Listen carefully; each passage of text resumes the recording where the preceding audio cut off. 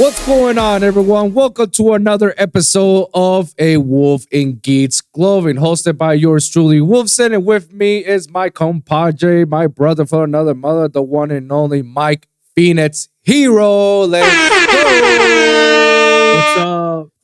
How's it going, man? How's it going? Pretty good. I haven't seen you in a while, bro. I know. We took a break last week. I feel like it was like the most appropriate thing. I had a lot of things going on in my life, work wise, personal wise. So it's like I just needed a break. But now we're back. We haven't seen it in a while for at least 2 weeks or so since we last recorded, and even on the tournaments, haven't been attending. Like I said, work and other shit. Yeah, so catch me up. What has been happening ever since Phantom Nightmare has been released to the TCG? Kashtira Voiceless Voice is a thing. It's a thing for me. It's a thing for you? Yeah. Then you actually piqued my interest with that Voiceless package that you throw into, man. You really make me wanna. You made me like get some of the Voiceless cards before it went like skyrocket. But you pulled 2 lows, right? Yeah, but you sold them. I offloaded them the moment I pulled them. I didn't realize. Like, I knew it was going to be the expensive card, and I just like, I'm not playing it now. So I offloaded to you, I offloaded to the other guy. But after I was looking at your list, and you telling me your results, and I seen other people's lists with Voiceless and whatnot, I was like, oh shit, this might be a very fun deck to play. And especially a good deck to play against fire decks, Snake Eyes or Fire King, whatever you're playing. So I was like, all right, I guess I'll pull it. I bought 2 boxes since release, and one of those boxes I managed to pull the freaking quarter century. My first quarter century or Starlight rare ever. And I told you it's like, yeah. If I pull it from the bots, I'm investing any more on boxes, and now it's just singles all around. I did it. You pulled one of everything, right? Literally, like, you've pulled a ghost rare, you've pulled a old T, you've pulled a Starlight. Yeah. Oh yeah. Wait a minute. I think I did pull a ghost rare. I believe so. I don't remember which one. It was probably Cyber Dragon. I don't remember, but yeah, I managed to pull all of them. I pulled multiple ultis countless times. Secrets and ultras, obviously. Chase cards. Like, I think this set I've been pulling more of the chase cards more than anything. Like, I pulled at least 5 populars in all my investment on buying the booster packs or boxes. Bruh. 5. Bruh. Where was this luck for Bonfire? See, I wasn't gonna make that mistake.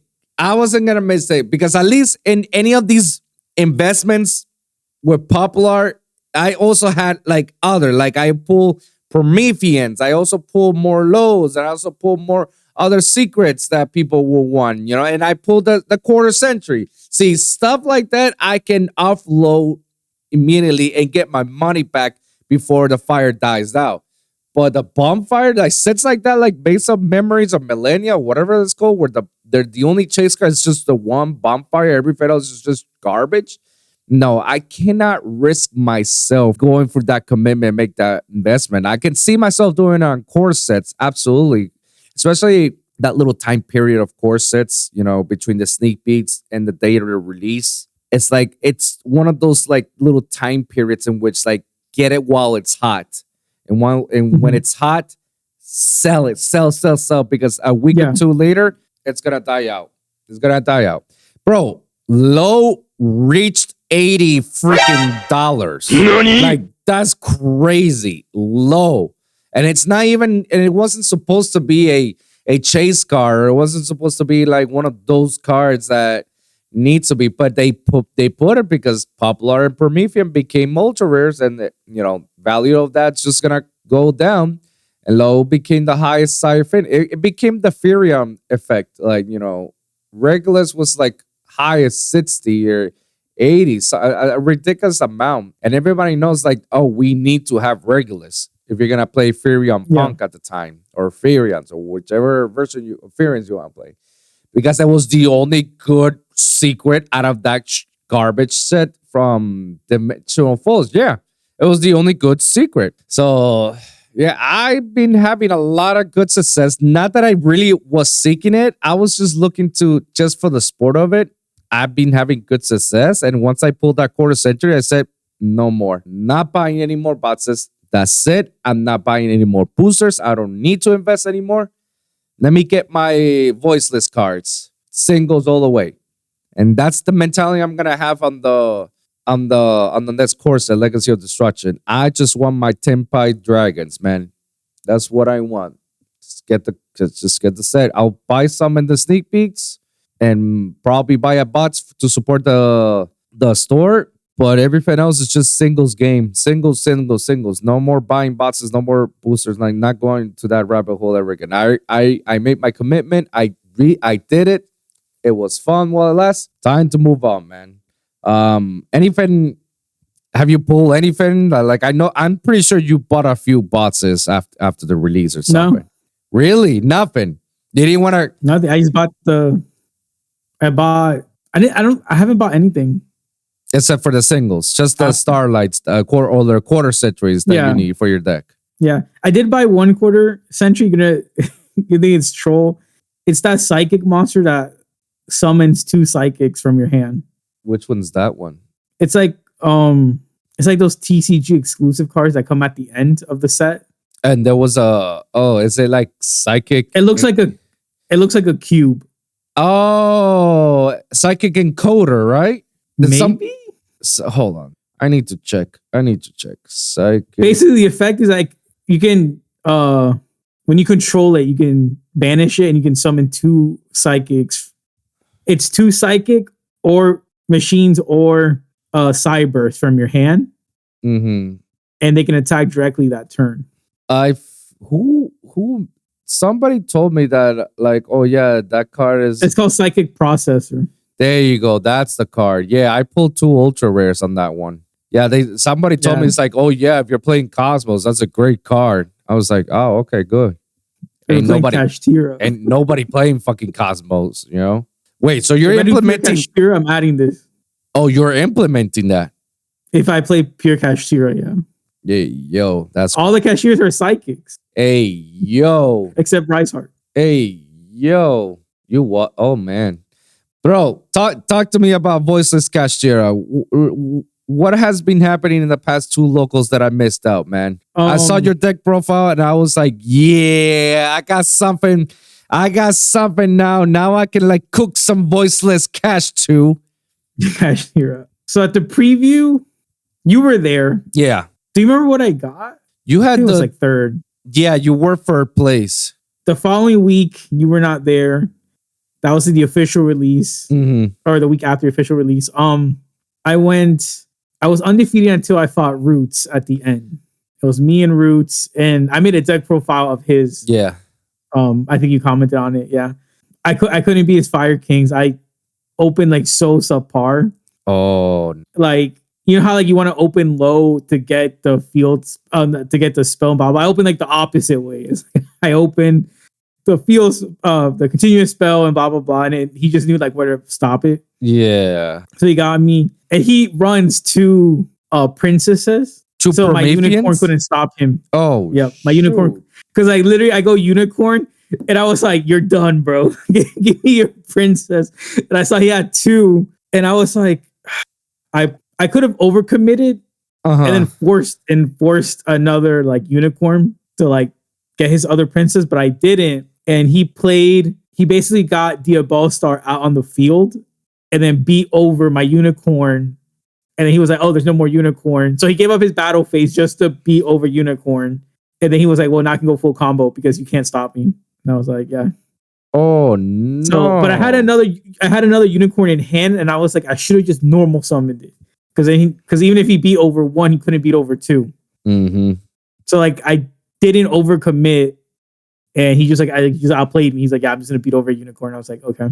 And then game 2, like I said, I opened the voices stuff like very subpar, and He just got it. But the rest of my matchups were, I think they were fine against Lab. No, he didn't play Lab. I forgot what deck he was playing, but he's the Lab player, not Kenneth. It was like someone else. I forgot his name. He opens up par. I'm trying to remember what my other matchups were. I honestly don't remember, but I remember like just fighting Roots because that was like my worst matchup. That was the one and only. Oh no, I remember one. There's a new guy. I don't know if he was new.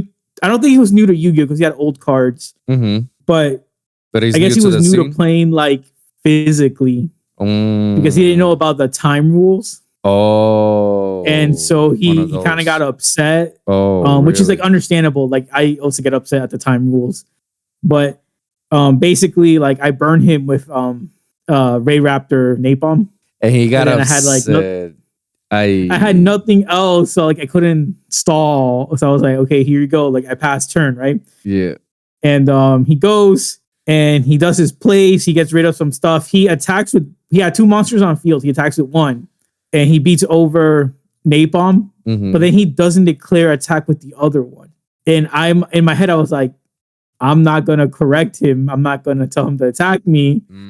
He didn't. He's like main phase 2. I'm like, okay. And then he like passed turn. Then so it's back to me. And time is called in my main phase 1. And I was like, I have more life points. And then he was like, what do you mean? I was like, it's over. He's like, I don't get a turn. I was like, no, like time rules are it ends at the phase that the current player is stuck in. And then he was like, oh, he's like, so I don't get a turn. It's not back and forth. I'm like, this is not One Piece, bro. Or, I mean, I don't know if it was One Piece. I just said that because I know that's what people always compare it to. Like, oh, One Piece has better time rules. So it's like, yeah, but a turn in Yu-Gi-Oh can take 20 minutes. Like, yeah. Because again, you don't have any like mana resource management or whatever. Right. So then he tried arguing that like he's like, well, how come we don't have the same amount of life points I attacked you? I'm like, you declared 1 attack, you didn't declare 2. And the whole time I was like, damn, he's gonna like tie with me, but he didn't. So he was kind of upset. And then he went to play with like the Pearly guy.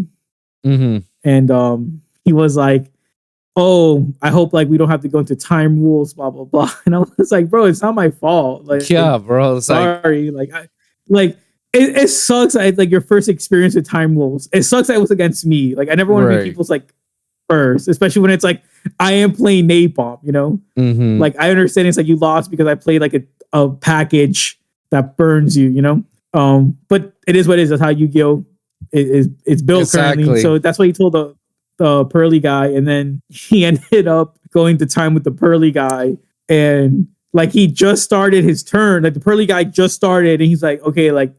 I can't burn you, I can't blah, blah, blah. So he's like, okay, that's game. He's like, oh, I don't get a turn for this. And he's like, no, like, even if like game 3 only starts with only like one player going, like, that's it. So I think it was like, he was like very upset at like the time rules. And I get it. Gotcha, bitch. Yeah. It's like in my case. Yeah. Like in my case, like I got a turn, he got a turn, then came back to me. So he thought like, oh, it's going to even out and he gets one back. And I was like, no, against the Pearly guy, only the Pearly guy went. And then he just got stuck in main phase 1. So it's like he got a turn and that was it. So he assumed like he gets one. And we're like, no, that's not how it works. Sorry. Hey, my man, it happens. It happens to everybody, bro. Like, I mean, that's part of Yu-Gi-Oh, bro. Sorry. Yeah, I feel bad when people lose the time, but it's just like I said, like it is what it is. Like it's just how Yu-Gi-Oh is nowadays. Like, you know, I don't mind. Whoever I go, I don't mind losing to time because if it happens, it happens. You know, it's out of our control. Like I took forever, or my opponent took forever. Like that's part of those. I get really salty through time when I know my opponent is stalling. When I know my opponent is slow playing, just so he can get a turn. Or so I don't get a turn or have a chance to respond or anything. And then time calls, that's when I get salty. That's when I get like, that's bullshit.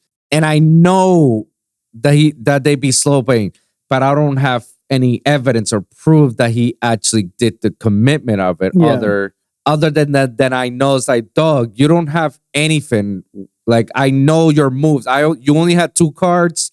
Like, there's nothing else. I don't know why you're stalling. That I can prove for evidence. But if you're a full hand and you're just like stalling, waiting, thinking and whatnot, like I don't have any evidence to say that you're slow play. Unless the one time that I played against somebody when Mystic Mind Runic was a thing, I was the saltiest player ever because the motherfucker it was playing Mystic Mind. It was Mystic Mind Runic Burn, and the guy was just literally stalling because when I start to commit on plays, like for example, Cosmic Cyclone, Mystic Mind, thinking. What is there to think? You don't have anything on the field. You don't have an Omni Negate. You don't have a Solemn Judgment. You don't have anything to negate my spell, that especially if you're playing a runic spell deck. What are you thinking? Yeah. I'm like, dude, what are you doing? Do you have an Omni to respond to that? And he's like, I'm thinking. No, that's okay. I'm like, are you kidding me, bro? And this was on a regional, and I complained about it to the judge, and the judge gave me the win for that round. And the guy was just like, "Oh, but I don't understand, like how." And the judge is like, "You're slow playing because you know that there's nothing that you can respond to it, and you just can do. You're stalling for time. You're not allowed to." No, they gave me the win. That's why, like, I kind of like Master Duel sometimes because it's like there's no stalling if you don't have anything you can activate. Master Duel is going to resolve it immediately for you. Oh my god! Backwards. Sometimes I hate Master Duel for that reason, for the time, because I could go combo off because I forget I'm in time in Master Duel. I keep forgetting I'm in time. So when I'm doing combo, I take my time. And then when I'm not even halfway there, I realize, like, holy shit, I only got 60 seconds left. Whoa, wait a minute. It's click. And then when it's my opponent's turn, I only have 20 seconds left. And every time there's something to respond, it's like, no. I cancel. I can't lose because of time. Yeah. But I feel kind of bad for him because it's like, it does leave a bad taste in your mouth. And like, I don't want to push people away from Yugioh, right? It's like, I want people to play the game. I mean, were you very encouraging and let her know? It's like, hey, dog, like it happens, and shit like that? No, because he was kind of giving like a bit of attitude. Oh, okay. About then fuck him. It wasn't like he was like, oh, I didn't know that's how the rules were. It was very like, all right, then let it sucks. Fuck him. Let him learn on his own then. Let him learn. I mean, I still feel bad. That's just my nature, but it was whatever. And then again, next guy was a new Pearly guy. You haven't met him. New Pearly guy. He's pretty cool. Cool dude. There were a couple things I had to like explain, but I ended up winning. Savaris, bro. Savaris, bro. He goes like Expertly Noir with five materials. I was like, Savaris. I was like you can. I got 5 materials. It's like, it doesn't matter. Savaris negates the special summoning. So when you special summon, Savaris has the chance to trigger his effect. And then bye. Pearly didn't even matter. Yeah. And then I had to explain that, like, when you negate a summon, it's not on the field technically. So it doesn't go from field to graveyard. Right. Yes, exactly. I had to explain that. Because I'm like, technically you have nothing on your field. So it didn't go into the graveyard. Because there's like the effect that's like what's it? I think my friend Pearly, that like if a face up Xyz goes into the graveyard, you can like recycle 3 Pearly monsters back. So it was my bad because technically that card is banished. I forgot Savaris banishes. Savaris doesn't send the grave, it banishes. No, it was my bad. Well, regardless, I had to explain to him, I'm like, hey, like it never went from field to grave because it technically never hit the field. Yeah. Because the summon was negated. The summon was negated. Exactly. Yeah, but he was a cool dude. And he came back last week, so it was like okay. Nice. Like he actually liked playing it. But yeah, so then last game was Roots. Like I said, couldn't beat him. Roots, my man. And then I did a shout out to Roots, and then I did the deck profile because I was like, yo, people need to see him. Yo, for sure.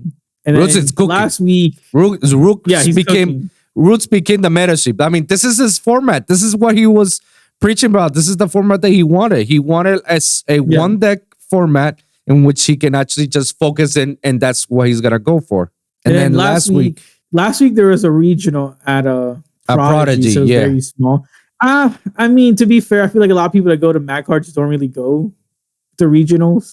Only you It's and like you, me. me, maybe Alex. Yeah. Yeah, Alex. And even then, like, I don't think I've ever seen Alex at Prodigy. I've seen him at the cool stuff regional. Yeah, the stuff. cool stuff. Yeah. What's his name? Yeah. The branded player. Remember him? Zaire? Yeah, Zaire. Yeah, Yeah. but he hasn't come to Mad Cards in a while. So like Yeah. I wouldn't have expected him to be there like, on Saturday, you know. Right. That's what I'm trying to say. Like, because there's only 8 people. And we had to beg like Chris, like a lawyer Chris, not Mad Cards Chris. We had to beg him to play because I was like, bro, like we need 8 to start.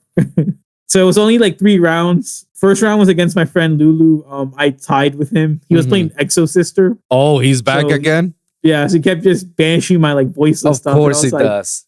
Yes. Yeah, first game he shifted me. And I was like, no. I was like, well, this is why we play Cash. Special summon unicorn. Burf, special summon. Yeah. Theosis, yeah. And then my hand was like suboptimal. He I think I had more voiceless stuff than Cash. Oh. So I was like, yeah, I couldn't do anything. And then like at the I literally set the Odd Eyes pendulum graph. Right. And then he thought I was gonna pendulum summon, and I was like end phase. And then because I got to search and he was like, that's probably the most scariest thing you've ever done against me. I was like, just set the pendulum scale for 1 scale. Yeah, I never got the ritual summon against him. Because he kept like stopping my stuff. Right.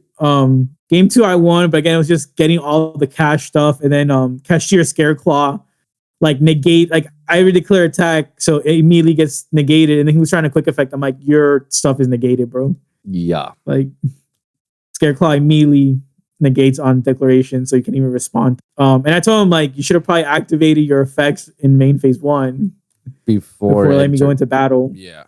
And technically hit like in battle phase, like both of you can activate like quick effects before the turn player declares an attack. So he could have actually activated there before I declared an attack, but he didn't. So I was like, okay, like I asked you, we're all good. You're negated, bro. And then like, so I won that. And then game 3, we had like 2 minutes left on the clock, and he couldn't. He has a card that gives him life, but he couldn't get it. He couldn't do that combo, so he was like, it's a draw. Game 2 was against a new kid, like an actual kid. I felt so bad because he goes normal summon Ponix. And I was like, so we played Fire King, Snake Eyes. Okay, so he got the thing, and I was like, troll. And he was like, he was like, what does that do? I'm like, you can't add cards to hand from deck anymore. And he was telling me, he's like, oh, that's why people play that card. Because he's like, I see it in deck lists all the time. And I never knew why it's in every deck list. And then he was like, I run 3 and I didn't know it was that strong. And I was like, oh my God. It's like, I'm so sorry. I'm so sorry. Don't just no, he doesn't know. Let me tell you. So then oh yeah, it was Ponix and nothing else. So then I opened only my voiceless stuff. And so I do the voiceless line and just like OTK him. Oh. So he was like, oh, you're playing rituals? I was like, yeah. But I didn't tell him cash ritual. So then game 2, oh my God. Then lawyer Chris was making fun of me so much. He was like, boo, boo, because I just trolled the kid. So I literally showed him like, okay, I'll side out my trolls. Like, leave me alone. And then game 2, he goes first and he sets 1 card. And then he what is it? He like set, no, I forgot what it was. Yeah, he set 1 card face down. I was like, oh, okay. And then this time I only open Kashtira stuff. So then I special summon Unicorn. He's like, oh, you're playing that too? And I was like, yeah. I'm so sorry. And then Chris was like, boo, Cash. I was like, whatever. But I couldn't OTK You're confusing the kid, bro. You're confusing it. He doesn't know what he's fighting against. He thought like smoke screened him or something. Emotional damage. But then I couldn't OTK him. Then he got the island. He uses island. He gets some stuff. Oh, the monster he put in defense was a vanilla. So I was like, okay, he's not playing Fire King Snake Eyes. He's just playing a pile Fire King deck. Right. So I was like, I felt so bad because I felt so threatened by the normal summon Ponix. So then you killed them very quickly. You didn't even let it. Like, no, you made sure he had no fun. No fun today. And then he starts doing his plays and stuff, and then he's about to enter battle, and I was like, Cosmic Cyclone, your Fire King Island. Yeah. And then he like banishes it, and I'm like, okay, your monsters are destroyed. And then he's like, okay, but he's like, wait, Cosmic Cyclone does that? He's like, can I read your Cosmic Cyclone? And I gave it to him. He's like, it doesn't say my monsters are destroyed. I was like, read your Fire King Island. Read your Fire King Island, my man. And then he was like, wow, you use my own card against me. I was like, I'm so sorry. Emotional damage. I'm so sorry. No, I'm sorry, kid. Oh no. And then so then I won, obviously. Obviously, then, right? Obviously. Was there any doubt in the mind? No. So then wait, well, hold on. Before you go in, anybody who's listening right now, if you guys listening to the podcast or you're watching the podcast, and we're talking about if you're returning to Yu-Gi-Oh or you started to play Yu-Gi-Oh and you're watching deck profiles, guys, don't just watch the deck profile and look at the cards and see which cards I should get. No, read the cards and what it does. Also, listen to what the person who's doing the deck profile explain what the card does. If they tell you, oh, it's self-explanatory, then research the card and listen and read it, and so you know what it does. Otherwise, they will explain to you in a brief summary. Oh, this card searches, allows me to extend, this and that, blah. Guys, when you watch your deck profiles, especially on Mike Phoenix's deck profiles, listen, cause valuable information comes from it. Otherwise, you're gonna be like the kid that's like, oh, what does that do? Cosmic Cyclone banishes your card. Open to destroy. Yeah. Your field spell does though. Read. Yeah. Read, guys. Read. I agree. If someone tells you it's self-explanatory, then just read it or just like ask for help. I don't mind explaining. Like I didn't mind explaining Droll to him. Right. But he was very like, oh, I didn't understand why like everyone has it. And it's like, well, if you read it, it tells you why. Exactly. Like, exactly. Go on, man. Yeah. So like, yeah, I beat him. He gave me his deck to look at, and I told him like, you have to take out the vanillas because he was using them as like either beat sticks or like high defense like monsters. Oh, but I told him like, no, like you want to like gain advantage off your like normal summon. So I told him like, look, like your Ponix is so good because it lets you like search Sanctuary, and then Sanctuary lets you, so like you start to like build off advantage from a normal summon. Mm-hmm. But just having a normal summon to just put face down is like not like good enough. Mm-hmm. And he didn't have any hand traps. I gave him like an Ash Blossom. I was like, here you go. Like I had an extra, I think super rare from the Rarity collection. I was like, here you go. Like you can have it. Right. So I was like, because he's like, no, I don't have money for Ash, blah blah. So I was like, you can have one. Like it's not gonna, it's nothing to me. You're such a great person. Ash, like, whatever. You're such a great person. Yeah. But it was kind of funny because he's like, I've been scoping out this store for 2 weeks, and he's like, my goal is to win at least once. And I was like, awesome. Like, come back next week then, Yeah, come back next week. And then me and Matt were telling him to maybe look into the Tri Brigade stuff. Like, because like I don't think he can afford the Snake Eye stuff. He was already saying like Ash Blossom was like a bit expensive. I was like, maybe like the Tri Brigade stuff is like worth looking into. Yeah, Tri Brigade. I'm like, so now you have like a semi-competitive deck, or because Mad Cards isn't that competitive, No. It's fun to play, and if you want to play competitively, it's a good place to try out your deck competitively. If you want to compete on regionals, like it's always good, And also, I've heard that if you want to play very budget Fire King, splash the super heavy Samurai package and you have great success. This is based on what Pac has done. That he played on a locals with Fire King and Super Harry, did not spend Bonfire or Snake Guy package or anything. just super hairy, and for some reason he managed to get through. So that it is Yeah. a possibility. You don't have to spend $1,200 to play it.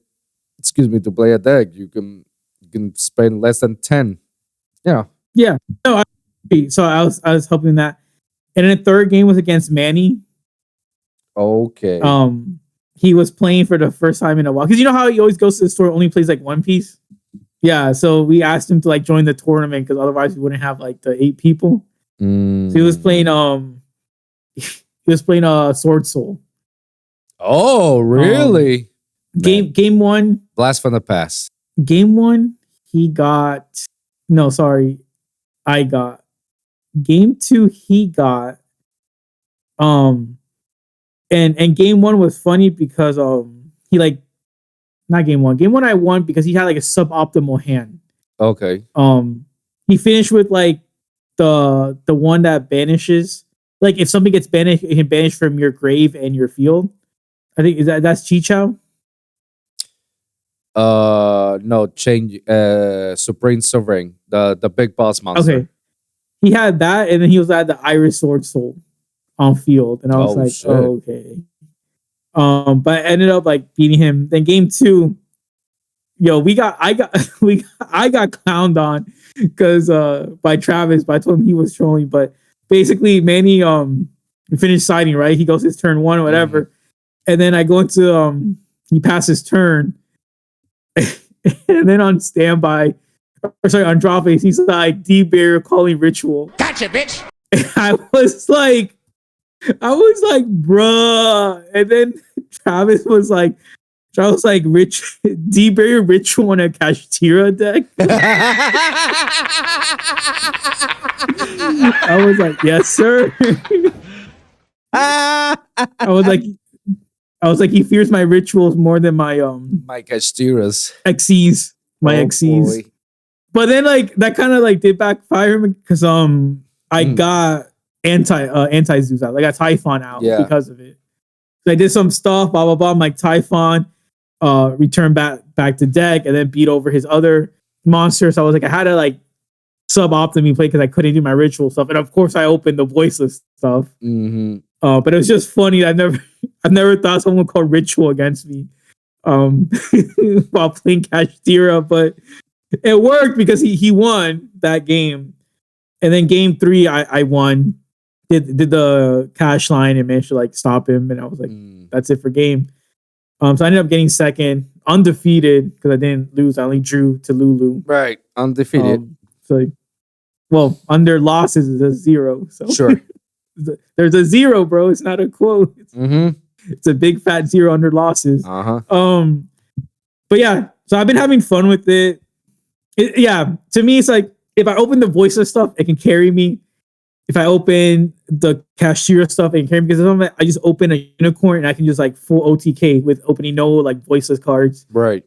And then if I have a mixture of both, it's like very suppressive against the opponent because I'm like, now I'll have Omni negate, special summon negate, banish from, Fenrir banish, unicorn banish. So it's like there's so much like interruption. And it's like fun to me because like I didn't like combo off like 20 minutes to get this. It's like that's what kind of like the voice stuff because like you get 2 negates, but it didn't take you like 20 minutes to get them. It's not like when you have to like do all these like pendulum shenanigans and then it's like finally at the end you get like 3 Omni negates. Yeah. I think the voices stuff is like the right amount of effort for like a good reward.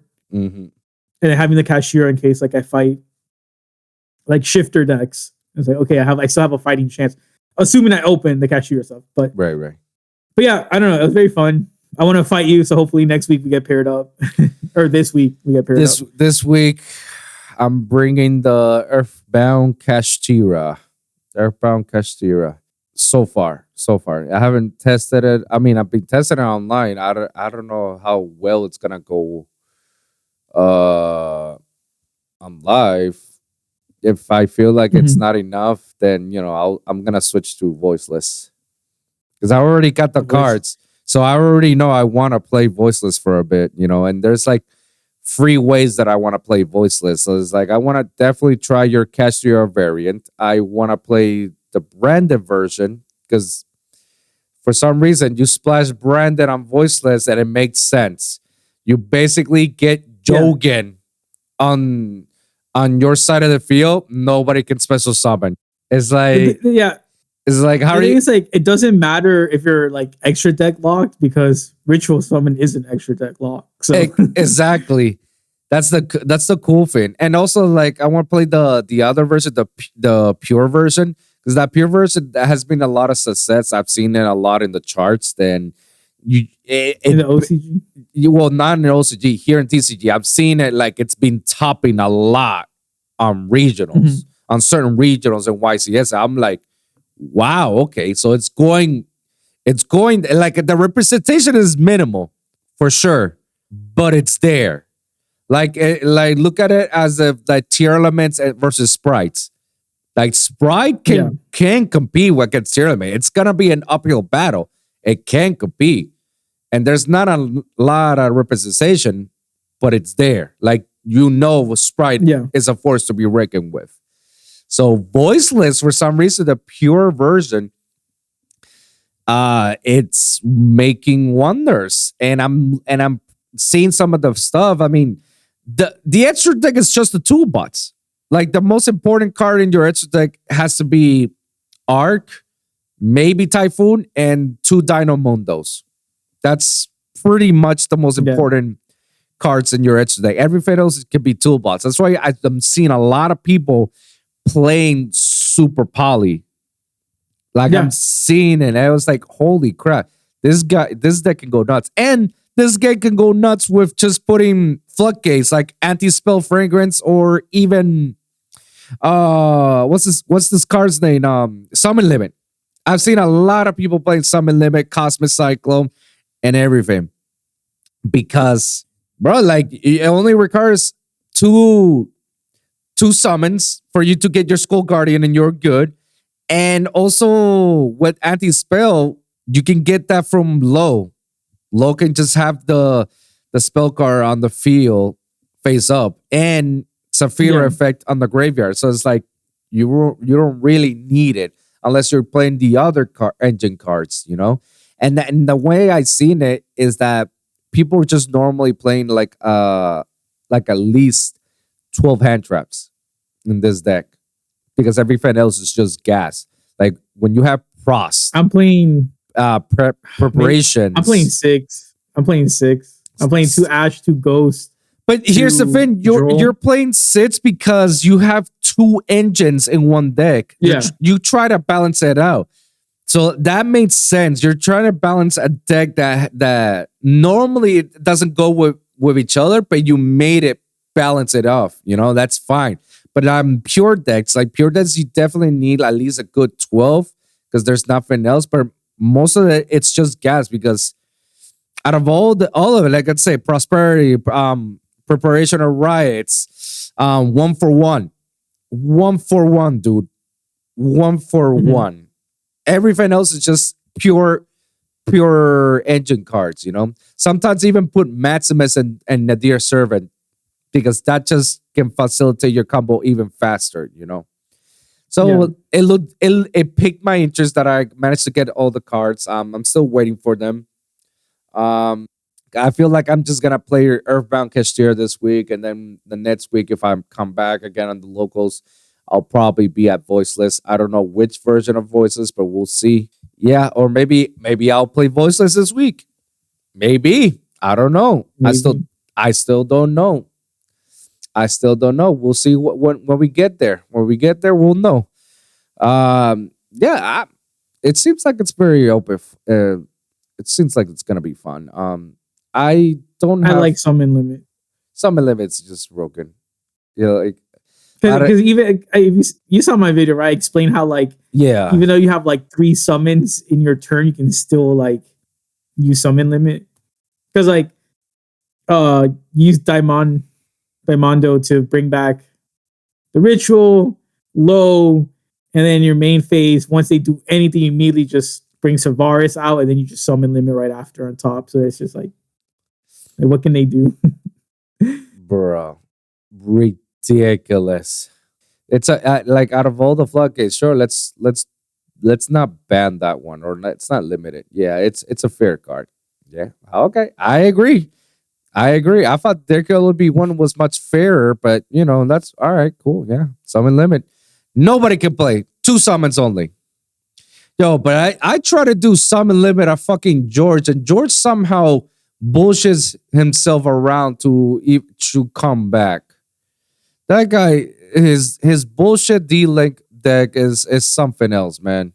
I don't know. I probably beat him once. I don't know how many times I've ever beat him, bro. I lost count because he's always have some bullshit with his D-Link. He always finds a way, man. I said like, fuck, bro. Like I'm fuck this shit. He's played against, or he's played through 2 shifters. So yeah, he's very skillful. You're a very skillful player, George. Shout out to you, my brother. What else? I mean, all I can say is like, well, work at the T0 format, man. We're now into the format where it's all fire.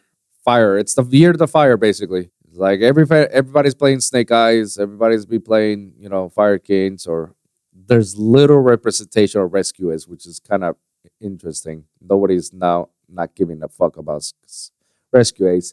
People are more paying attention. That is funny. Yeah, and that's the one that everybody was hyping. Oh yeah, Rescue Ace is gonna be tough, man. Rescue Ace. Oh yeah, Rescue Ace with the bonfires and whatnot. Yeah, Promethean. Oh, it's gonna be ridiculous. Yeah, Rescue Ace is like little representation, man. I don't see it. Yeah, so Tier 0 format. This is the Fire King format or Fire format, where everybody and their mothers, and including the pros, are all playing the same freaking decks. You have any thoughts about this? I mean, I think they're gonna hit it.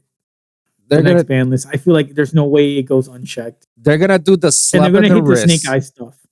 If they're gonna kill that deck, the whichever deck, they're gonna hit it twice. They have to hit it twice. They're gonna first give a slap on the wrist to check on them, and then they're gonna ban a card so nobody can play. No, they're gonna ban one of the old Fire Kings card because they still want to sell the new stuff. But they'll hit like Avada or something. The monster negate. Oh yeah, fuck that card. I never liked it. Yeah. Because the monster negate, and then when it hits the graveyard, then you can summon another monster from the grave. So it's like, I feel they'll hit that because it's like, yo, this card's from 2014. Like it has no business to be here. Yeah. Yeah. But you can still play the new Fire King stuff without it. Yeah, exactly. Because that's what they did with Super Heavy. They left all the new cards untouched. Just hit the old Scarecrow Link. Yeah. From like 2020. They're like, oh, we'll hit this old card. And you can still play Super Heavy Samurai technically, but it's not as consistent as it was with the Link. I didn't realize the Link was that broken that it killed the deck itself. But yeah, I don't know. I think they'll hit some of the old Fire King stuff. I can see it, but then that'll be the slap on the wrist in a way. It'll be the slap on the wrist for the Snake Eye players, at least whoever is playing Snake Eyes.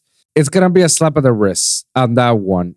And I feel like the second ban list after that, after they checked on fire stuff, the second one is gonna ban card. Like it's gonna like hit some of the Snake Eyes. Like I have a feeling that Poplar needs to be hit. Yeah, Poplar needs to be hit. Because right now I see a lot of deck lists. People only play 2 maximum. I don't see that many people playing free unless you've seen it playing free.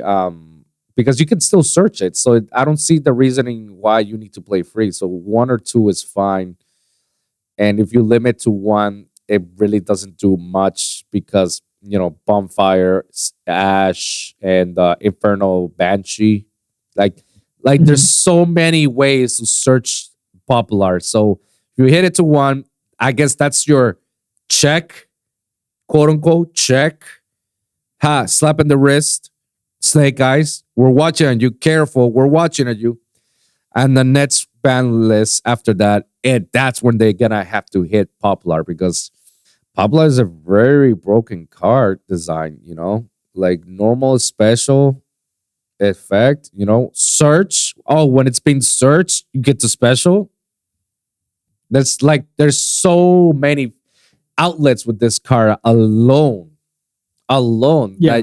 it just comes on like literally if the whole entire game can just be played normal summon popular effect and then just go off, and then you just got your super broken Snake Eyes combo board shit, which because the board itself it's not broken. The board is not broken. Like it's like I cannot play. Like you can. What affects you is the interruptions. Like they have so many interruptions that it doesn't let you play. Yeah. And by the time you try to play, they're already made so many super combos that it's like, oh shit, then all right, then never mind. So yeah, because it's like they summon like a monster that doesn't do anything by itself, but because you summoned it, it destroys something on your field. Mm-hmm. So then it's like they just gain like a bunch of monsters that sure they don't really negate or anything, but they destroyed your board as you were trying to build it. Exactly. That's the whole shenanigans with Snake Eyes. That's why you see a lot of people play the Masquerena, because Masquerena into SP, banish, then banish again. It just goes nuts. So you already got free. So you got that free interruptions. Then SP cannot be targeted by card effects because of Masquerena's effect. Then you got whatever shenanigans you get out of the Bellstar, because you could go to the Bellstar to Formula Synchro to Barone. That's already another interruption. It's like there's just so many things that like by the time you're trying to catch up, it's already too late.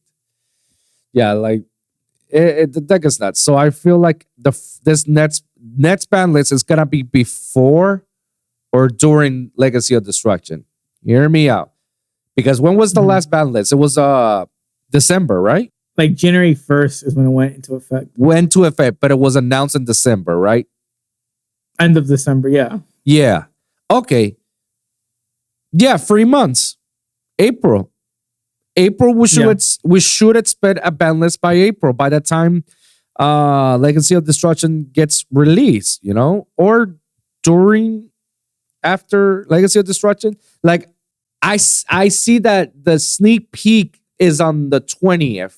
And the release of Legacy is gonna be the last week of April. So I'm pretty sure they're gonna announce the ban list in April, and it's gonna go into effect like the first day of May or the 5th day of May or something like that. Something around those rounds.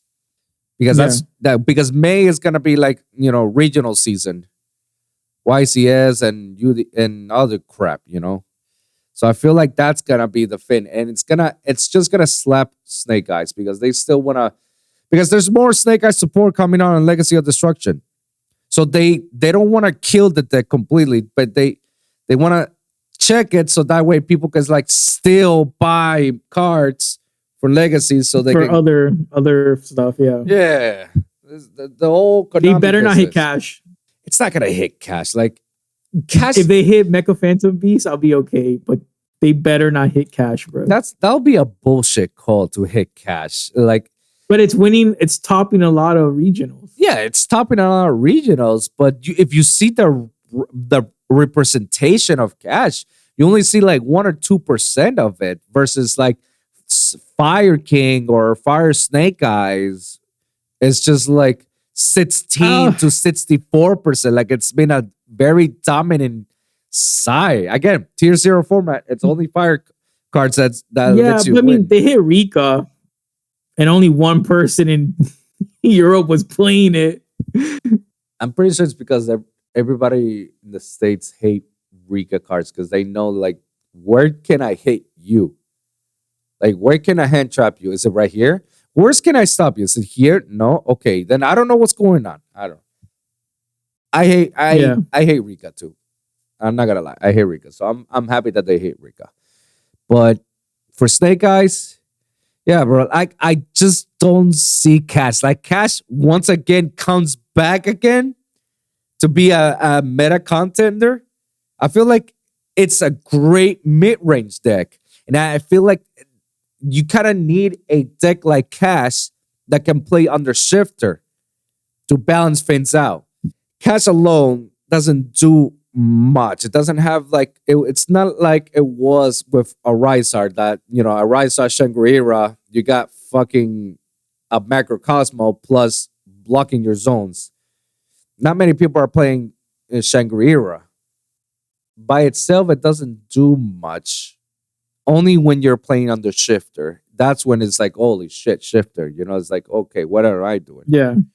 Other than that, it's a good deck to play. It's a good mid-range deck, but it's not as broken as it was when it was like meta dominance. And then you got the voiceless that are starting to appear, and they're like the only really competitive deck that can go toe to toe with the fire stuff. So I don't think any decks that are right now currently playing in the current meta, this is me speculating, but I don't think any deck will get hit only fires, like either Fire King and or Snake Eyes or both. Like I can see Poplar getting one, and I can see the Fire King, the Monster Negate getting banned. I can see that. That's a good prediction. Any other cards, I don't think there will be more of a hit. If they hit Mecha Phantom Beast, I'm calling it. It's because it generates tokens. Yeah, for cash. Cash, yeah. If they ban that card, and it's like at that point, just ban every fucking Mecha Phantom Beast card. So you got like what the fuck? Like it's everything's O-Lion. Then let's put O-Lion back in the deck. Like I don't know what to tell you. Yeah, that's the only feel. Like anything else, I can see cards getting unbanned. I can see a lot of cards getting like limited to one or unlimited. Like I get title has to come out on this one.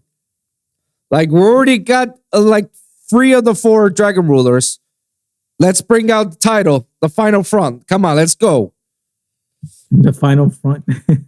They'll do it in time just for Tenpai. Just for you.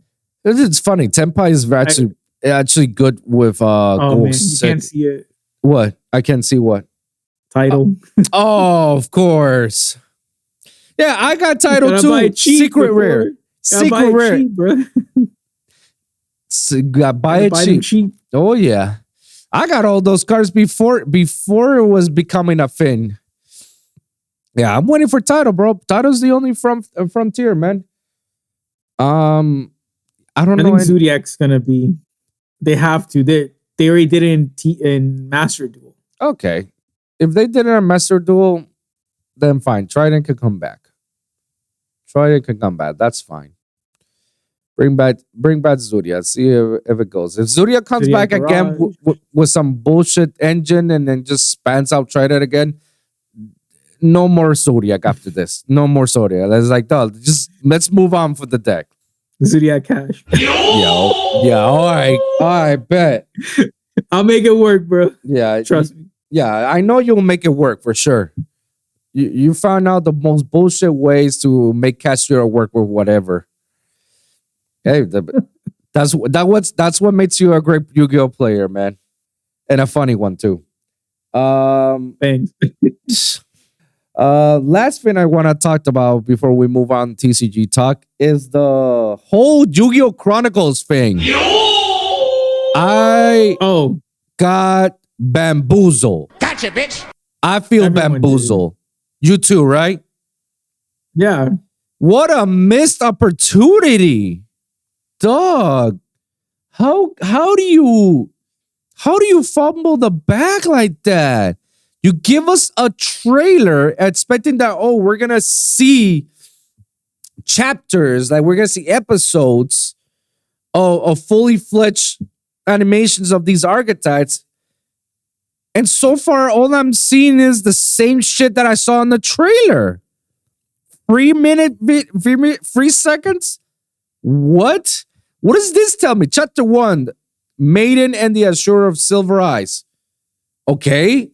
What is this telling me? This is telling me anything, bro. This is gonna be the whole Chronicles thing. They fumbled the bag, bro. They had a golden opportunity and they fumble it, man. I'm very disappointed. And at the same time, I shouldn't. So hit the button on me. Congratulations, you played yourself. I told you I had like a feeling that this was gonna like that video was like a thank you video, like thanks for playing Yu-Gi-Oh! And I was like, bruh. When I saw Melfi, I was like, nah, there's no way to do a Melfi episode, bro. Bro. And we're down in chapter 2, and it's the Spirit Charmer. This is like 5 seconds, the same thing that's in the again. Yeah. Hit myself with the button. Congratulations, you played I should yourself. have known better because it's Konami. I've had my run-ins with Konami before and with video games with them doing the whole fucking Hideo Kojima thing that they did him dirty with Metal Gear Solid. I should have known, like, this is their MO. Emotional This is their damage. MO. So I don't know why I was this disappointed when I knew it was like this is what they do. Go. So Congratulations, you played yourself. oh, what a fumble, bro. What do you think? I mean, it's a letdown. I think everyone wanted this to be a thing. Everyone wanted it to be a thing. And like it's a fumble because I think people would definitely like watch it.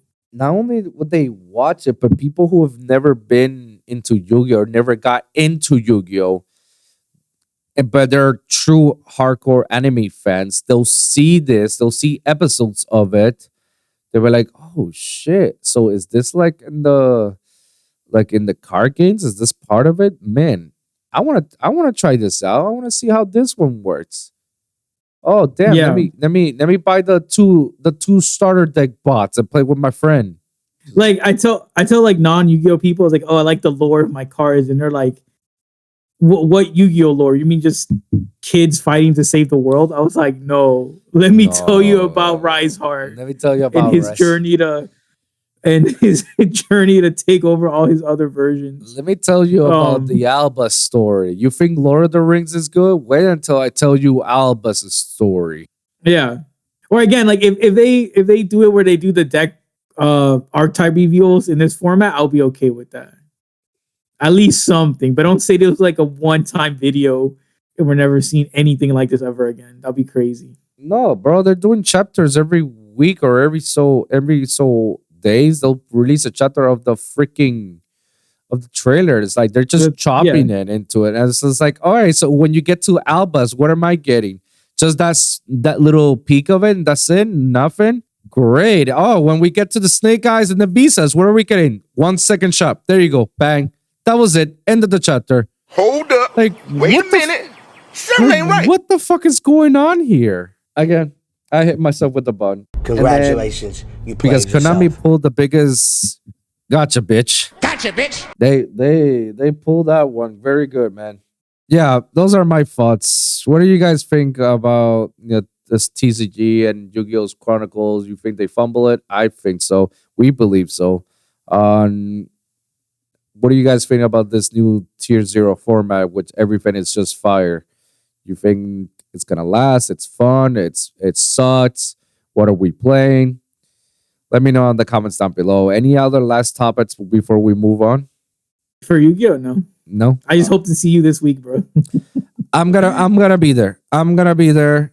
I can't wait to see you. And if we pair, let's have some fun. And if we don't pair, let's play it all afterwards. All right. Cash versus cash. Cash versus cash. That's right. All right. Moving on to the next topic. Upcoming video games. I know Final Fantasy VII Rebirth is getting released next week. Helldivers 2 has been a great success so far. Have your boys started to play it?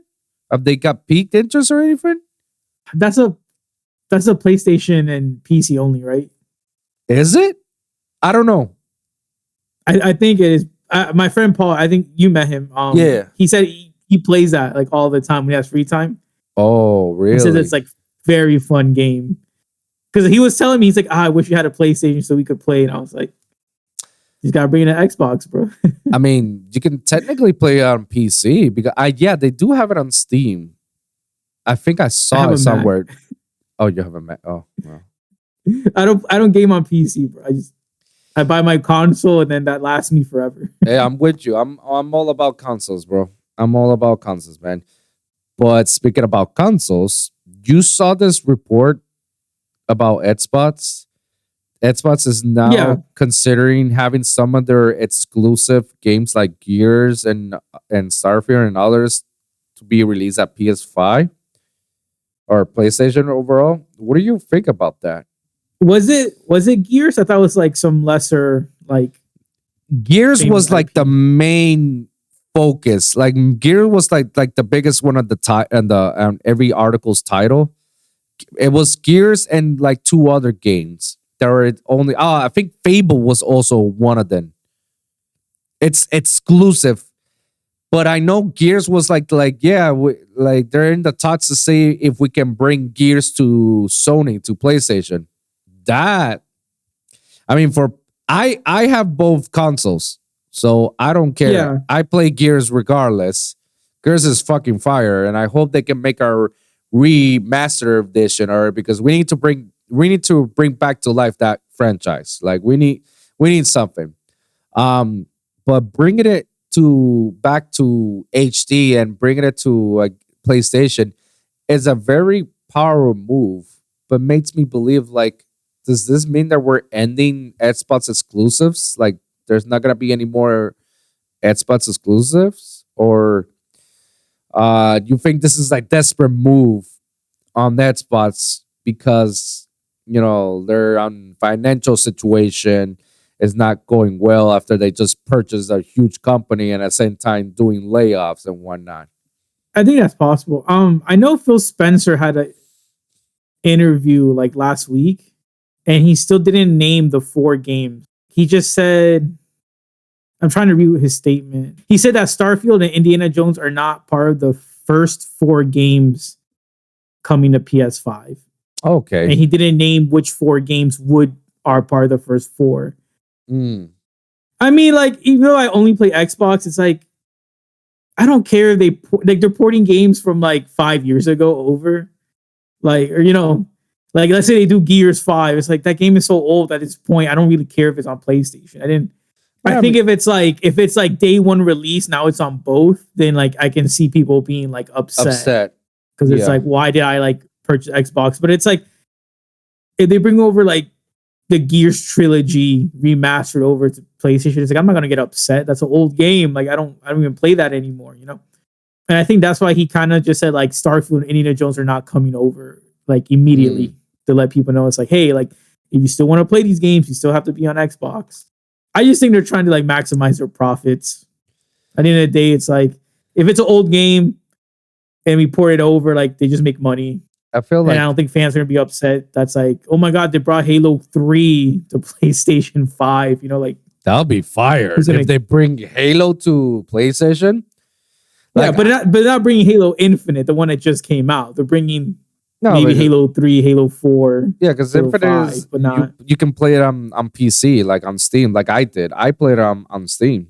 But again, there's people that are only like console only, like I mean, like us by choice. But there's other people that's like they're a kid and the only thing they have is like one console. Then like maybe they can also buy a PC and now they get some Xbox exclusive onto PlayStation. So that kind of makes sense. I don't know. As a fan, like I'm not butthurt about it. I don't think I've been like, oh my god, even if Halo came out on PlayStation on day one, I don't think I would have cared because it's just more people to play against. I don't know. That's how I see it. But again, I play very multiplayer. I know you play very like driven, like story driven player. So I don't know how you feel about that. Honestly, more time. I feel like this is more of the nostalgia factor hitting me. If anything, this is more nostalgia to me.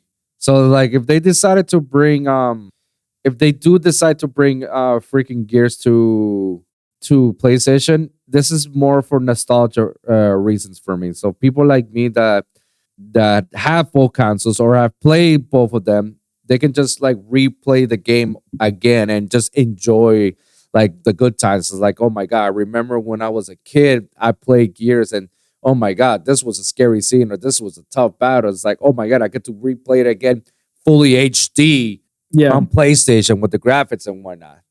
That's one of them. Another thing is obviously for those hardcore PlayStation fans that, you know, they're not going to play any games other than PlayStation, for them to see opportunity to play Gears and see like, all right, let's see what's the fuss about it and revamp the franchise itself only on a broader audience, that will get a lot of people to purchase it at 100%. A lot of PlayStation's users will purchase the game. I can fully agree that they will. And they're definitely going to like play the online game. So the way I see it, they can go like how they're doing it in Konami with Metal Gear Solid. They just released Metal Gear Solid Volume 1 collection. Allows you to play like the free main franchise games like Solid 1, Solid 2, and then Solid 3 Snake Eater.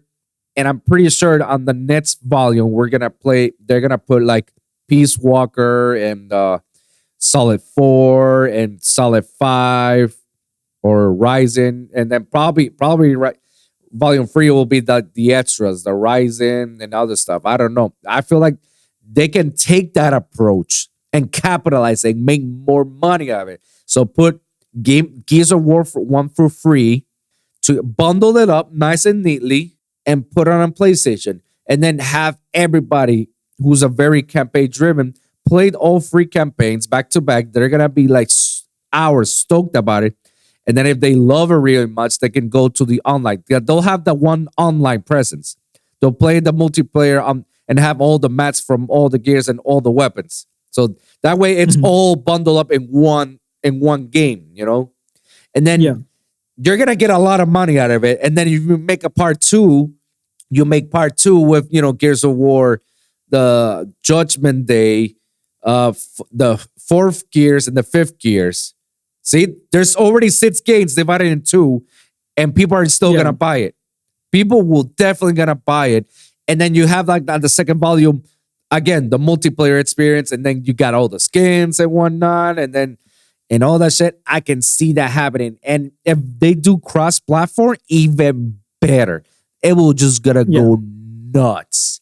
And then after the success of those, that's when they're gonna go, oh yeah, Gears 6. First on Xbox, and then later down the year, we'll release it on PS5, which they kind of did that with Ghostwire.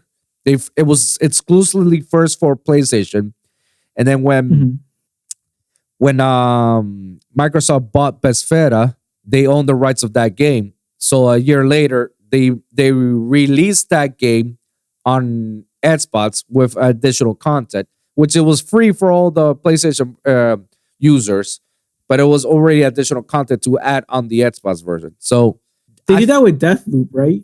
I think so. I think they did that as well. Yeah, so I feel like that's how it's gonna be. Like, I think that's exactly how mostly some of these Xbox exclusives are gonna die out, and it's gonna be jumping to all platforms, and there's just gonna be like first dibs on us, then we'll release it on others. Like I can see that happening with with any Activision game, any Blizzard game, like any Bethesda game. Like I can see it happening. Like it's gonna be cross-platform, but first the Xbox players are gonna have first dibs, and like 2 weeks later or a month later or so, then everybody else is gonna have it. But first it's gonna be sold to Xbox, and then everybody. So I feel like if they're gonna do that route with Gears or any other, it's good to go to PlayStation. I feel that's how it's gonna be play out. They're gonna bundle up into two different games, all in one games, and then later on the sits will announce, and then the sits is gonna be first to Xbox, and then a year later to PlayStation. I feel like that's and also I feel like they might add it to Game Pass, but then on PlayStation you have to fully pay for it. Yeah, that's actually another trick that they can actually pull. I can see that happening. And it's a good business move. I mean, if you're hemorrhaging money and you need money to sell, this is the best way to recover some of that money. 100%. You're gonna have an entire PlayStation fandom buying this game. So I hope it does happen. I hope. I don't know. We'll see. Things can go left real quick. But your thoughts of this? Like I said, I'm not against it. Like even though I'm like diehard Xbox, like I'm not like a hater and gonna cry that PlayStation is getting it. It's just More, okay. You know, it should be gamer first, not companies first. You know. Yeah, but when companies like Xbox that they only think about with the money and not their brains, you know, that's when you get those sticky situations, you know. But let us know in the comments out below what you guys think about these latest games that we're having, and also what do you think about this sudden move that they're planning to do? And like, it's not a concrete thing, it's not really happening, but it's fun to play around. You think it might happen? You think this is a smart business move? Let us know in the comments down below. Moving on to the last two topics that we gotta talk about. Last two topics. Madam Web.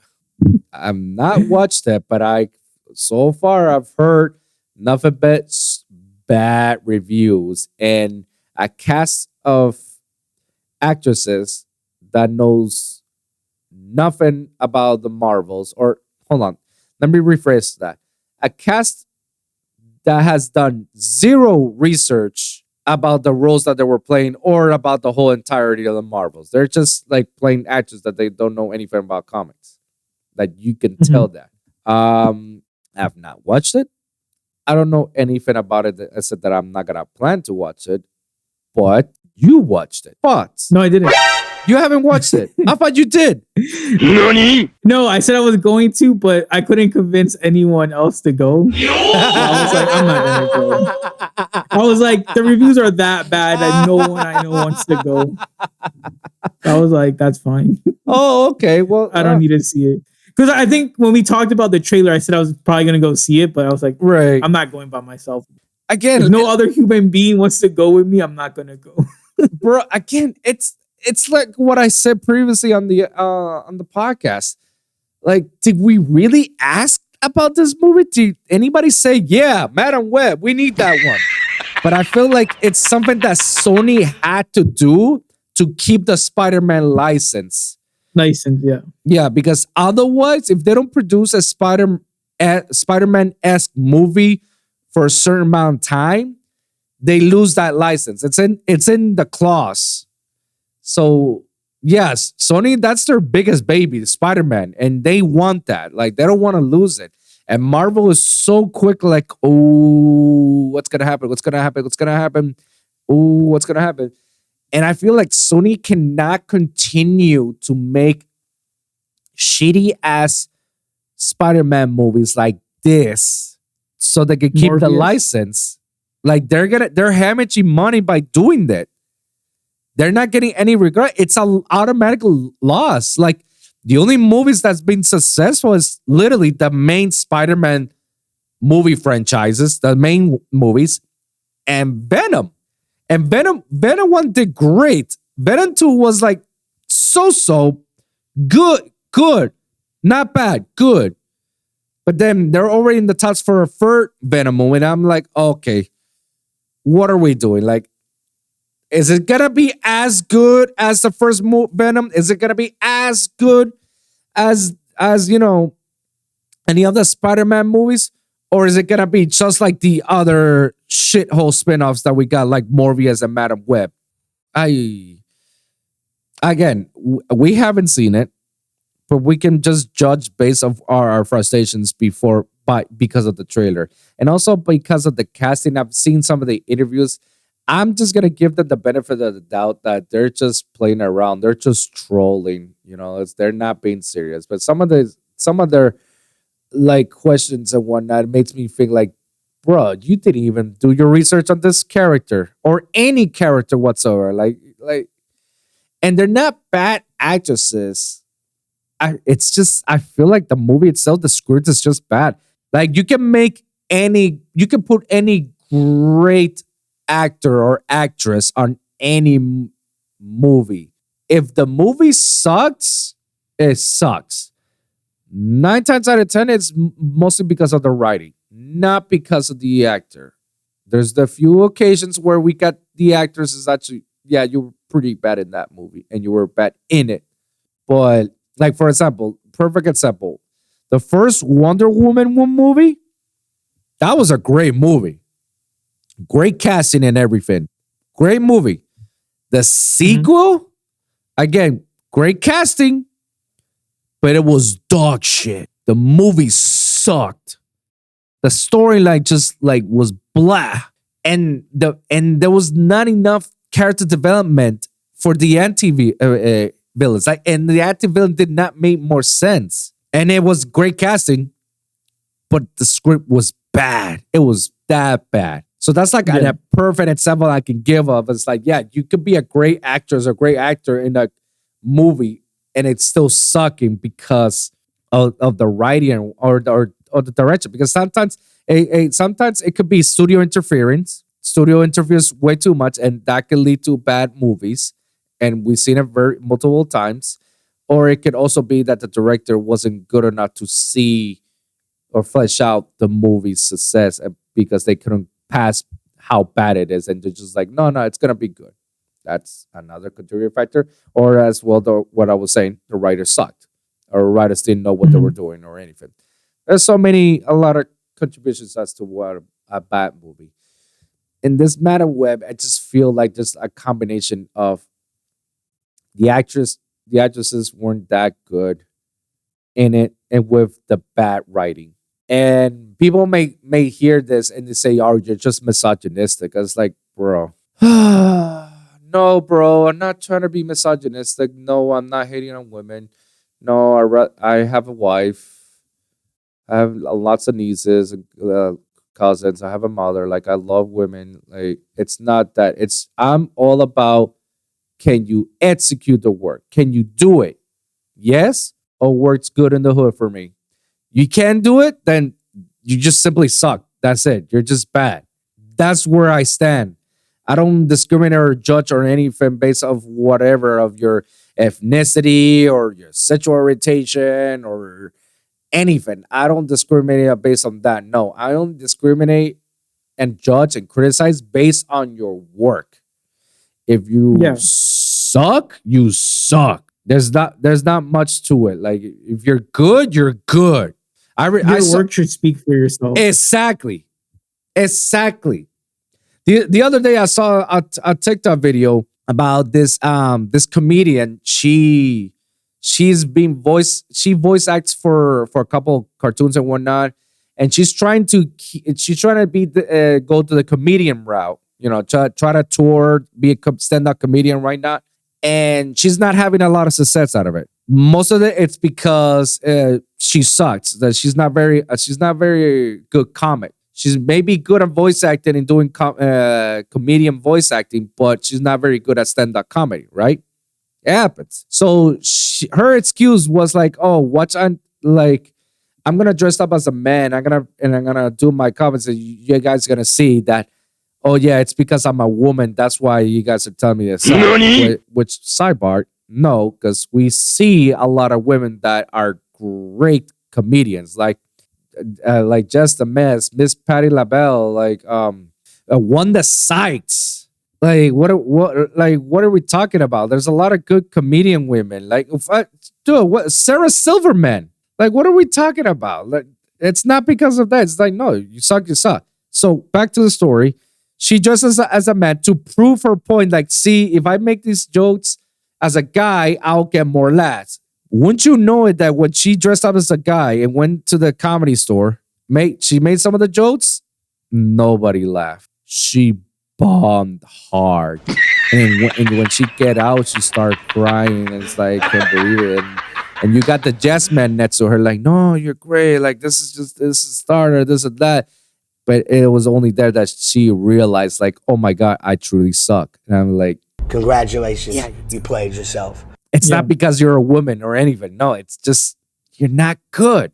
Mm-hmm. But it's a good thing that she saw it firsthand instead of always saying like, oh, it's because I'm a woman, that's why. Like, no, bro, you just suck. That's it. There's nothing against you. It's just that this is not for everybody. Come back and have better jokes, rewrite and whatnot, and come back again, then okay, we may have something. So I feel the same thing with this movie and any other movies, you know. I also seen on TikTok, going back to like a previous point you made, that like they keep trying to blame that Sony is trying to trick actors into thinking they're signing up for like the MCU, but they're not really. And I'm like, I don't think that's true. Like, I don't think it's Sony's fault. Because second of all, I'm like, most of these people are like rich. Like, Right. Like you're gonna tell me you couldn't do a 5-minute research and realize that like Sony's not part of MCU, you know? Yeah. I'm not trying to be rude or anything, but it's because they also said I think Bad Bunny signed up to be in one of the Sony movies, and he just backed out because someone told him like, "Yo, that's not MCU." But like he posted that he was going to be part of MCU, like, a future Sony movie in the MCU, and then he backed out because they're like, "No, you're not, bro." Like, but that's what I'm saying. I think the main actress like fired her like agency of this movie, like, Madam Web. Like once they finished, she like fired them. And was like, you guys like misled me to thinking this was like an MCU movie. Oh, wow. Yeah. But I mean, I kind of forget that because if you're paying an agency to get you stuff and then they're lying to you and telling you like, hey, like, oh, this is MCU. And they like, why am I paying you money to do I agree. Like, the research and give me the gigs if you're lying to me? Who was it? Like Dakota Johnson or Sydney Sweetie? I think it was Johnson. I might be wrong. Dakota Johnson? The main one? Yes. Okay. Yes. I think. Okay. But I just know one of them like literally just fired their agency to like get them like, you know, shows and stuff because you know it was misleading, but at the same time I don't think Sony is purposely doing that. Like they come to them, hey, we have a Spider-Man movie.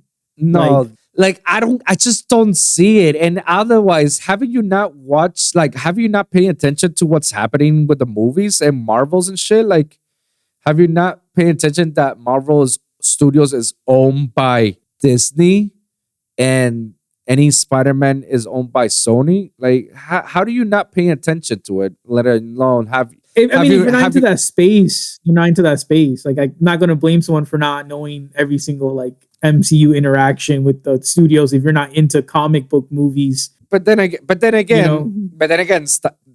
two things. Then again, fire your team because it's your team's job. Or do your own research. You can do your own research. Yeah. It's their time. It's their time that you're paying them that they're supposed to tell you. And second, what was my second point out of it? It was like, you can either fire your team because they didn't do the research that you could have done the research out of it. Yeah, I just find it hard to believe that Sony would do that. They're not very sloppy like that, and especially again, if they're very, very, very tight with their Spider-Man licensing that they don't want to give it out to Marvel, I doubt that they're like that loose on that one little thing. It's like, this is not a guarantee that you're gonna be in the MCU. Because I think maybe the villain of that movie, or I think he's friends with Gamora, and then Gamora, like the actress that plays Gamora. Oh, Zoe Saldana? Yeah. Okay. Wait. No, I'm sorry, not Gamora. Nebula. The blue one. The blue one. Yeah. Nebula. Yeah, the actress. Okay. The actress said, she's like, oh yeah, I love doing MCU movies. But he wasn't doing an MCU movie, he was doing a Sony movie. Oh, huh. So, but I think like he went up like, oh, I got invited to do like a Marvel movie, and it's like, well, it's not a Marvel movie; it's a Spider-Man spin-off. Like, blah blah blah. But it probably like his agent, whoever, probably told him like, oh yeah, or this is a Marvel movie. Yeah, agents, they scumbags. Yeah, they should have done the research. Probably get a cut. They probably get a cut off the contract. Yeah. But to me, it's like I don't think Sony really is misleading people. I don't think they're going like, hey, like we're part of like I don't think so because MCU, blah, blah, blah. And if anything, they're very open about like how they're not part of the MCU in that they're like, no, we're just borrowing Spider-Man to the MCU. They don't own Spider-Man. We just like borrow it or we're collabing with them. They're very vocal about that. So no, I don't think they're being misleading. And if anything, the misinterpretation or miscommunication, or it had to came from the agency or the team or the management company thinking that it's a Marvel movie, but in reality it's not, you know. So It's not, yeah. it had to be from the team. Yeah, I can see that. Also, like something that I really wish actors and actresses stop doing this is that if you don't know much about your character, you don't know much about the backstory, or you don't know much about anything that's comic or Marvel, stop saying shit in the interviews. It's like, oh yeah, Madam Web, I grew up Spider-Man, and I saw her and I was like, yeah, that's my character. It's like, bro, if you saw Spider-Man, you know what Madam Web does. She's an evil bitch. Like, what are we talking about? Like, yeah, being a woman, part of being Spider-Woman and this, like, it's been a lifelong dream. And I'm like, Doug, you played Euphoria not too long ago. In any other movie, you just play like this hot chick, blonde girl. You're gonna go ahead and tell me you've been a lifetime comic, and you've done nothing but reading Spider-Man and you Spider-Woman, and that's your character, Spider-Woman. That's your favorite MCU character, Spider-Woman. Not Gamora, not Miss Marvel, not, you know, the Wasp or any other woman. No. Wanda. Yeah. Just her. Just her. Like, I wish actors and actresses can stop bullshitting the people in the audience. Say like, I grew up with Spider-Man. Yeah, like I feel like you can tell when people are not genuine. Yeah. Like, you can sense when people are not genuine because you don't, like, they're just saying stuff, but it doesn't sound like they're as enthusiastic about about it. Just like when we talk about Yu-Gi-Oh, it's like we can talk about Yu-Gi-Oh for hours and like we're like into it. Right. But like these people, they don't sound like they're into it. It sounds like they're just repeating something like an agent or publicist told them to say. Exactly. Especially when they're complaining and firing their team because they got misled saying that this is not a Marvel movie, this is a Sony movie. That just proves me that you don't do your research and you don't know anything about the movie or its characters. You don't know nothing. You're just there to get a paycheck and call it a day. Like Henry Cavill, like, you know, he's into what he does. Yeah. Like you can feel that energy. Oh yeah. Yeah, you can definitely tell with Henry Cavill. And any, I mean, shit, look at any other like MCU actor, like fucking Thor, like Chris Hemsworth can feel you like, yeah, I'm Thor. Robert Downey Jr. is Iron Man. There's nobody gonna replace him. Nobody's gonna replace him as Iron Man. And it's because of that role as Iron Man that revived his career. And he killed it. So like you can see how these guys did their research and they lived the parts and whatnot. And then you got these fake ones. It's like, yeah, I read Spider-Woman. It's like there's not that many Spider-Woman comics out there, let alone series. Yeah, like Jason Momoa. I don't know if you saw recently that when he first like interviewed for DC, like he thought when he got a call back, he was like, "Oh, I'm probably gonna play Lobo," and then it was like, "No, you're gonna be Aquaman." It's like most people wouldn't even know who Lobo is unless you really know like DC. Yeah, like, exactly. Stuff like that. For Jason Momoa, you might think, oh, he might be like a Superman because, you know, jacked or whatever. His mind was like, I'm Lobo. And I was like, that's such a weird character to pick. But he was like, no, you're Aquaman. So like, I feel like just like that, like just you saying that, like, okay, I feel like, you know, like, or you at least dabble in like comics. Exactly. Like at least you let me believe that you dabble a little bit. You're not a pro, but at least you know what Lobo is. Yeah. By the way, guys, if you don't know who Lobo is, he's like an anti-hero or villain or whatever you want to pull it in the Superman universe. He's like the anti-kryptonite. Like that guy is like an like OP. Like it takes. He's like Deadpool. Yeah. Because he like trolls like everyone. Like I think he does like fourth wall breaks. Yeah. And he calls himself, what is it, the main man? and he's just OP. Like yeah. Like it takes forever to kill him, and yet he's that strong. So yeah, Madam Web, flopping flop. By the way, talking about flops, I saw Ms. Marvel. I finally saw it on Disney Plus. It was good. Nani? That's what I said. It was good for, I don't know why many people are like criticizing the movie that much. It was fairly good. I fairly enjoy it. And yeah, you said it correctly. It gave us a brief of what's happening, so that way you won't get lost. So that way, if you feel like, oh, you don't know what's going on, they'll give you a small detail. And you haven't seen the any of the Disney shows, oh, they'll give you a small background in it, and bam, everything was good. Like somehow the script made sense of being straight to the point. It just made sense. Yeah. The villain, I was saying, they didn't drag it on. They didn't make it to a 2-3 hour movie. They were like, we can do this in an hour and 40 minutes. Yeah. And it worked out. Yeah. The villain, I was like iffy about it. I was like, Yeah. But I still don't remember her name. that's how I felt about it. But the movie is good. I give a 3 out of 5 or 3.5 out of 5. I can't say it's a bad movie. I wouldn't say like, oh, it's a flop either. Like, it's actually a pretty good movie. But I feel like a movie like that makes sense for me to watch it on stream, on TV, not watch it on theaters. Like a movie like Black Widow, I wish I didn't spend money on watching it on theaters. I wish I could have just waited and see it on Disney Plus, because it felt like that's the type of movie that I would watch on stream. I would not watch it on the theaters. And Miss Marvel was another one. It's like, it's a good thing I saw it on the stream, but it was good. It was good. Yeah, I don't know. I just wanted to say that to move on to the last topic. Last topic was Quentin Taratino is gonna retire, bro.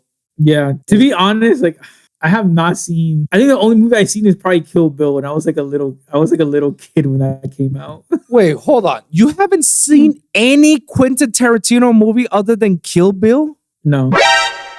I haven't seen Pulp Fiction. I don't really watch movies before I was born. Hold up. Wait a minute. Something ain't right. Bro, Pulp Fiction aired even before I was born, and I still watch it. Or after I was born. I don't know. I still watch it. Anything that's Quentin Tarantino, my God. Wow, wow. You have homework now. I have homework now? Damn. Yeah, have you at least seen the second Kill Bill? Yeah, but I said I was like a kid. I would have to rewatch them just to remember. I might just start rewatchting them. Oh, just because God, this final movie's gonna come out. I don't want to be a fake fan. I can't believe you haven't watched. So you haven't even watched Dusk Till Dawn, the one with George Clooney in it. No. Pulp Fiction and Django with Jamie Foxx. I'm telling you, I checked his like films before we started the podcast. I was like, yo, nah, bro. I only saw Kill Bill. I can't believe that was when I was a kid. I can't believe we're gonna end this podcast. I was ready to say, all right, name your top 5 Quentin Tarantino movies. We're like, well, that went up the window. I mean, you can name your top 5. Well, my top 5 for sure, it'll be Once Upon a Time in Hollywood. That's Leo and Brad Pitt. Funny ass movie, and there's blood in it. So definitely, it's a Tarantino movie.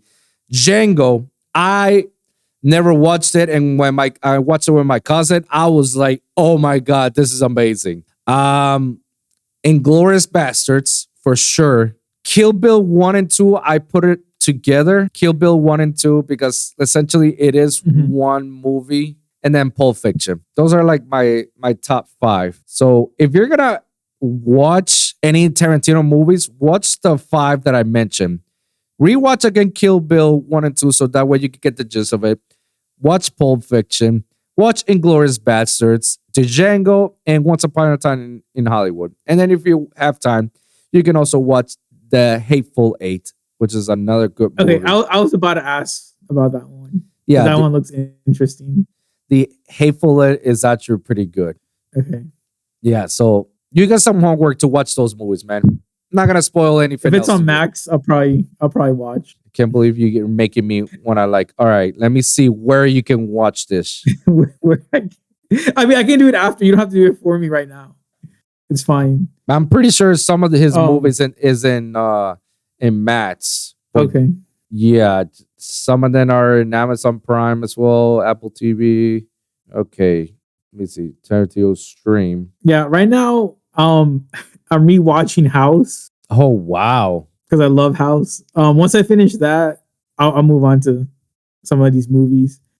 Oh, I'm also watching Reacher. I'm doing like a watch party every Monday with like my friends. So like every Monday we go out to eat and then we come to my place and watch like 2 episodes. So we're on the final. So next week we're gonna do episode 7 and 8 of the season 2. All right, so next week we can actually talk about Reacher then, because I'm already all caught up with Reacher. I like season 1. It's definitely season. Good. We could talk about it on the next one. Next one, so that way we could have a full review of Reacher season 1 and 2 and what to expect on season 3. You know, I think we're gonna clock out right here, man. We're gonna wrap this up right here. You got anything else you want to say? Any last thoughts? Well, for this week, Borderlands trailer is coming out. Oh shit, you're right. I don't know if you saw the movie. Kevin Hart's in it. Jamie Lynn Curtis is there. Kate Blanchett. Yeah. Jack Black is in there. Like, wow, okay, he's there. So it's gonna be an interesting trailer. And then the week after, so next week, we get the Pokemon Day.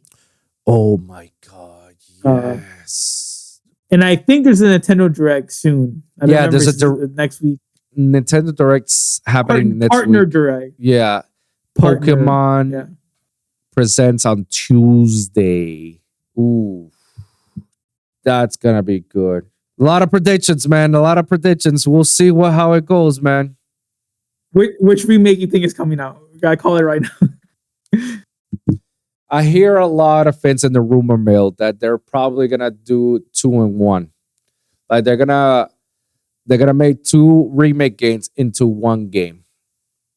That's the rumor mill, or maybe that's like the fan rumor mill. Like they would wish it. They say that that we might actually get the announcement of the remakes of Unova and Johto this year or next year or something like that. We're getting something like I'm always gonna stick with it. What my predictions were saying earlier, and I said a couple times in the podcast. I'm gonna stick with this. We're having either a remake of Johto or a remake of Unova, Black and White 2 or 3, or Legends in Unova or Johto. And I feel like whatever it is that we're getting, we're gonna get the following thing next year. And we won't have a new Pokemon Gen 10 until 2026 because they say it's been confirmed that they're releasing the Switch 2 next year, like early, because they delayed it. So that's already confirmed. They got delayed for the first quarter of 2025. It could be from between January to April. It could be anywhere in that quarter, I feel like we're going to have another remake to go with the Switch 2. And then Gen 10, it's going to be like, all right, fully fledged, ready to go in 2026 already with the release of Switch 2. I'm calling it. So my predictions on Pokemon Day, I'm pretty sure they're going to announce a bunch of Pokemon bullshit games like Mystery Dungeons and whatnot, or Snatch, or the Concierge crap. But the final thing will be a remake. It will be a remake or a Legends, but I'm calling it. I think Legend. You think it's a Legends? I'm calling Legend. Which one? You think it'll be Legends Unova or Legends Johto? Unova, because we recently got Johto with the 3DS Virtual Console. Remember they released on the new 3DS. They released blue, red, yellow. And they give the Heart Gold and Soul Silver. Yeah, Gold, Silver, and then Crystal. Yeah. And then they had it where Crystal also had Celebi in it. Because remember, like, you couldn't do it unless you had like a certain mystery event, blah, blah, blah, whatever. Yeah, so for the Virtual Console, they put Celebi in it. So you could actually capture it and transfer it. So I think like they might say like that's the last time we had Johto. Was maybe like 2018. So I think Unova has been way longer than that. I can see that. Okay. I can see that happening. So that's my prediction. I might just be wrong completely. I could be wrong too. I can see, but it is more plausible to see Unova for sure. At least we're getting something Unova. It is plausible. Or it could be just like how I heard in the rumors saying that it could be Unova and Johto remake all under one game. It could be, and we can still get a Legends afterwards. We have to because next year they're gonna skip the core game. They're gonna skip it. There's no way. It's too early for them to release Gen 10 next year on 2025. It's way too early. Yeah, that's next console. Exactly. So I don't know. I feel like I'm gonna stick with my predictions. Scarlet and Violet 2, bro. Oh my god! Please no. But it actually works this time. Oh, it works. Yeah. Okay. It doesn't bug out. If they do a Scarlet and Violet Part 2, they better not only have the fucking DLCs, but they better extend to another region. Like, give me Kalos, or let me visit Johto because Kirikami is in Johto area, or let me visit Unova because of the Blueberry Academy. Like, give me those options. Or you can do like, oh, in Scarlet, you visit Johto. And in Violet, you visit Unova. Give me something. That'll be crazy. That'll be crazy. Hey, they put a high ceiling on me. A high ceiling ever since they released Gold and Silver. The fact that you allow yourselves to play 2 regions in one game means that you can fucking do it in any other game. You put that high ceiling on me like, oh, I can do Johto, and once I'm done Johto, I can just go to Kanto and beat the 8 and then do the Elite 4 again. It is possible. All right. I want to see that on other games. You give me that high ceiling, so it has to be like, if you give me part 2 of Scarlet and Violet, like I'm dumb. Like, I'm not gonna even bother purchasing. That'll be like my first Pokemon core game that I will not purchase due to the fact that it's like, no, this is not what we asked for. And then again, it's Nintendo at the end of the day. It's Game Freak. Well, that's all I had. That's all it is. Pokemon next week. Pokemon next week. Let's see how it goes, guys. Let us know in the comments down below what you guys think. What are your thoughts of what's happening on Pokemon? It's getting closer.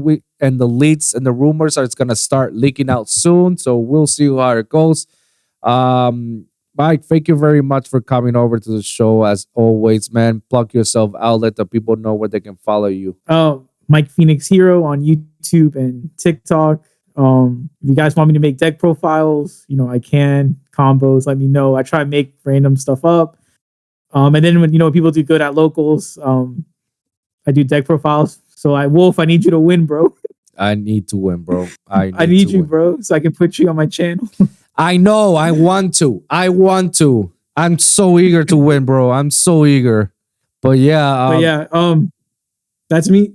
Let's do this, bro. Thank you very much, man. And thank you guys for tuning in. And don't you forget to like and subscribe for your weekly episodes here at youtube.com/AWGC podcast. Or you can also follow at A Wolf in Gates Clothing. You can check all my latest episodes there. You can also check on the audio versions on SoundCloud, Spotify, iHeartRadio, and Apple Podcasts at Wolves and Music or the Lone Wolf Podcast, or just type in A Wolf in Gates Clothing. You can check all my latest episodes. Comment down below. Let me hear your thoughts. Share your experiences.